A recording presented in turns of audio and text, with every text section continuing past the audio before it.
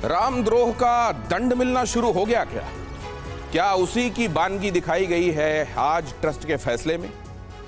या फिर ये वो लोग हैं जो असल में तो पाक साफ हैं, जिन्होंने कुछ किया नहीं, लेकिन नैतिकता के तकाजे के आधार पर, नैतिकता के तकाजे को ध्यान में रखते हुए इन्होंने एक फैसला लिया और ट्रस्ट उस फैसले में इनके साथ है। इस पूरे मामले को कैसे देखा जाना चाहिए? क्या प्राइमा फेसी ट्रस्ट को भी महसूस हो गया कि हाँ, ये लोग जो उसके अपने लोग ही थे, उन्होंने गड़बड़ की है, इसलिए स्वीकारा जाना चाहिए इस्तीफा?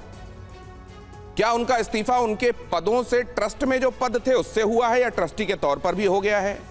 ये लोग अयोध्या में बने रहेंगे क्या? इनकी जगह जो दूसरे लोग आएंगे क्या? उसके बाद अब यहां पर व्यवस्था चाक चौबंद हो जाएगी, फूल प्रूफ हो जाएगी? भविष्य में इसकी पुनरावृत्ति जो बीते दिनों हुआ कभी नहीं होगी क्या? जिन लोगों को आज पद से हटते हुए आपने देखा है, उनके खिलाफ एफआईआर दर्ज होगी, और क्या वो जेल भी जाएंगे?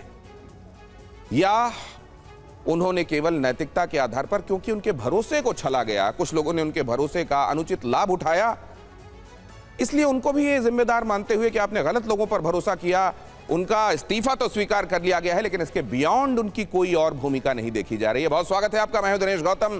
ट्रस्ट की बैठक अभी चल रही है। बैठक के बाद प्रेस कॉन्फ्रेंस भी किया जाना है। पता है ये जा रहा है कि प्रेस कॉन्फ्रेंस में न्यूज एजेंसी के लोग होंगे, चुनिंदा न्यूज एजेंसी के लोगों से बातचीत होगी, ट्रस्ट के लोगों की। क्या इसमें कुछ परिवर्तन करते हुए, कुछ और पारदर्शिता बढ़ाने के लिए ट्रस्ट की तरफ से सवाल जवाब भी लिए जाएंगे क्या? प्रेस के लोगों की जिज्ञासाओं को भी शांत किया जाएगा क्या? ये भी जाहिर है, इस पर हमारी निगाह है। हम आपको बताते रहेंगे, अपडेट देते रहेंगे। हमारे संवाददाता हमारे साथ मौजूद रहेंगे।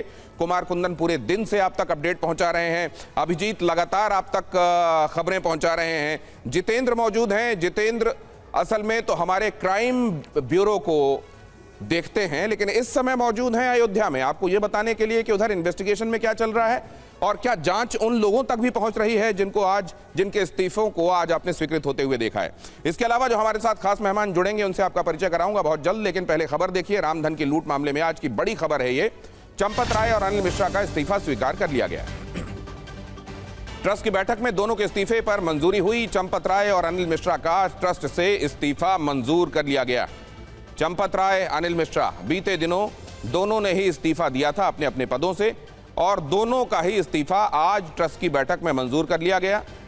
और ये जाहिर है, इस बात पर मोहर है कि उन्होंने कुछ गलत किया है, या नैतिकता के तकाजे में दिया गया यह इस्तीफा गलत नहीं होने के बावजूद इस बात की मिसाल है कि ट्रस्ट ने खुद ही पेशकदमी की कि हमारी जांच हो, और खुद ही उनके उन सदस्यों को जिनको संदेह के घेरे में देखा जा रहा था, उनके इस्तीफों को स्वीकार कर लिया गया। इसको कैसे देखा जाना चाहिए, हमारे मेहमान ये बताएंगे। आइए बहुत जल्दी से आपका परिचय कराता हूं आज के हमारे मेहमानों से। कुछ ही देर में भारतीय जनता पार्टी का प्रतिनिधित्व करते हुए डॉक्टर अजय आलोक हमारे साथ होंगे। बाकी के मेहमान हमारे साथ जुड़ चुके हैं। प्रोफेसर भुवन भास्कर जोशी हमारे साथ सुबह भी थे, अभी एक बार फिर मौजूद हैं। प्रोफेसर संगीत कुमार रागी हमारे साथ आज एक बार फिर इस चर्चा में शामिल होने के लिए आप देख रहे हैं उनको। दिल्ली यूनिवर्सिटी में प्रोफेसर भी हैं पॉलिटिकल साइंस के, और साथ में आरएसएस विचारक भी हैं। हमारे साथ विजय शंकर तिवारी जी भी जुड़ रहे हैं, प्रवक्ता हैं विश्व हिंदू परिषद के, और इसके अतिरिक्त हमारे साथ प्रियंका गुप्ता प्रवक्ता हैं कांग्रेस की, वो भी जुड़ रही हैं। आप सबका बहुत स्वागत करता हूं। अभी ये फैसला लिया जाना कि इस्तीफा स्वीकार किया जाए, क्योंकि ये अटकलें लग रही थी कि क्या इस्तीफा स्वीकृत होगा या नहीं होगा। होगा तो केवल अनिल मिश्रा का होगा या चंपत राय का भी होगा। अब स्थिति स्पष्ट है, इस्तीफा स्वीकार हो गया है। इंसाफ की तरफ कदम बढ़ चले हैं क्या? भुवन भास्कर जी।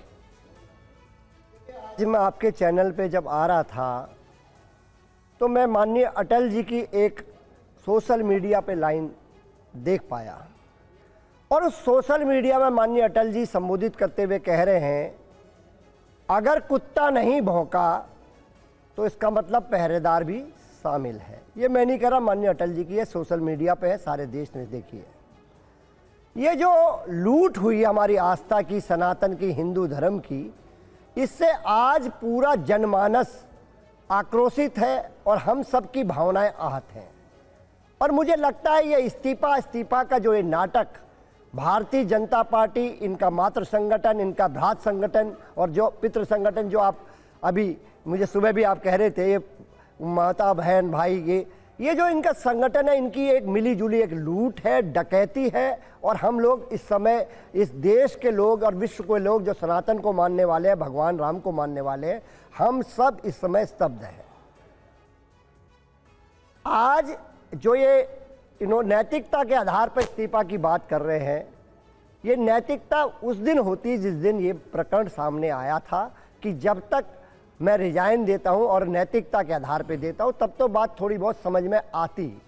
अब हमें लगता है कि जिस प्रकार आज जनता आक्रोशित है, उससे भयभीत होकर, क्योंकि कल इनके राष्ट्रीय अध्यक्ष भी आपने देखा होगा लखनऊ आए थे और पहली बार आए थे बनने के बाद, लेकिन रामलला के दर्शन नहीं कर पा रहे थे। तो रामलला के दर्शन जो करने को तैयार रहते हैं, दूसरों को जो लोग चुनौती देते हैं रामलला के दर्शन की, वो लोग आज खुद राम दर्शन नहीं कर पा रहे, क्योंकि प्रश्न तो आप ये कह रहे हैं कि दबाव इतना बढ़ गया था कि इस्तीफा देना पड़ा। ये नैतिकता के आधार पर दिया हुआ इस्तीफा नहीं है। आप एक नंबर एक तो ये कह रहे हैं, लेकिन एक ऑब्जर्वेशन मेरा भी है, जब मंदिर बनने के लिए प्रयास किए जा रहे थे तब आप लोग क्या कर रहे थे वो इतिहास में उसका बार बार उदाहरण दिया जाता है। आपने कब कब क्या क्या कहा और क्या क्या किया समाजवादी पार्टी ने, और आज जब ये इस्तीफा दिया गया है तब आप उसके साथ भी नहीं हैं, उसको भी अप्रिशिएट नहीं कर रहे हैं। कोई ऐसी स्थिति थी जहां आप अप्रिशिएट कर रहे थे और साथ में थे? देखिए, इस्तीफा देना और इस्तीफा स्वीकार करना, ये कहते हैं कि दाल काली नहीं है, पूरी दाल ही काली है। ये आज खुद ये बात पूरा देश के जनमानस के मस्तिष्क में आ चुकी है बात। और मैं ये कहना चाहता हूं बात मतलब आप ये कह रहे हैं कि एक दो इस्तीफे नहीं, पूरे लोगों को बदला जाना चाहिए? बिल्कुल। नहीं, लेकिन आप उसके बाद संतुष्ट हो जाते? भुवन भास्कर जोशी जी, मैं कागज में लिख के देता हूं कि उसके बाद आपके और सवाल होते, उसके बाद और सवाल होते।